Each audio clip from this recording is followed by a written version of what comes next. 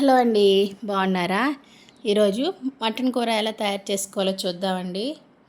నేను ఫస్ట్ బాండి పెట్టుకుని ఆయిల్, ఉల్లిపాయలు ఇవన్నీ వేసుకున్నది వీడియో మిస్ అయిపోయింది. ఒకసారి మళ్ళీ క్లారిటీగా చెప్తానండి. బాండి పెట్టుకుని ఆయిల్ వేసుకుని జీలకర్ర, ఉల్లిపాయలు దోరగా వేయించుకుని కడుక్కుని పెట్టుకున్న మటన్ వేసుకుని ఉప్పు, పసుపు వేసుకుని ఒక 10 నిమిషాలు మగ్గనిచ్చుకున్నానండి. ఆ తర్వాత దీంట్లో అల్లము, ఎండు కొబ్బరి, వెల్లుల్లి పేస్ట్ వేసానండి. ఇది కూడా వేసుకుని దోరగా మనం వేయించుకోవాలన్నమాట.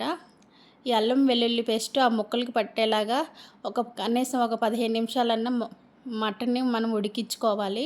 మటన్ తొందరగా ఉడకదు కదండి, చాలాసేపు టైం పట్టిద్ది అనమాట. చూసారా, ఇట్లా ఉడుకుతుంది. ఈ స్టేజ్లో ఉండగా మనము టేస్ట్కి తగ్గట్టు కారం యాడ్ చేసుకోవాలండి. నేను 1 స్పూన్ కారం యాడ్ చేశానమాట. మటన్ హెల్త్కి చాలా మంచిదన్నమాట.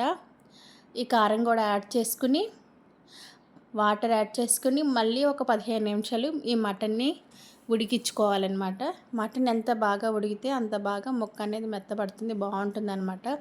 ఇది చాలా ఎక్కువసేపు ఉడికిద్దండి, చికెన్ లాగా కాదు. ఇట్లా ఒకసారి తిప్పుకొని మటన్ని మొత్తం ఉడికించుకోవాలన్నమాట. చూసారా, ఇలాగా కారం వేసి ఉడికించుకున్న తర్వాత ధనియాలు, జీలకర్ర పౌడర్ వేసానమాట. ఇప్పుడు ఒకసారి దీన్ని తిప్పేసేసుకుని మనం మూత పెట్టుకుంటే ఫైనల్గా సరిపోతుందండి. దించే ముందు వేసుకుంటే మనకి ధనియాలు ఫ్లేవర్ అనేది తెలిసి బాగుంటుంది. ఫైనల్గా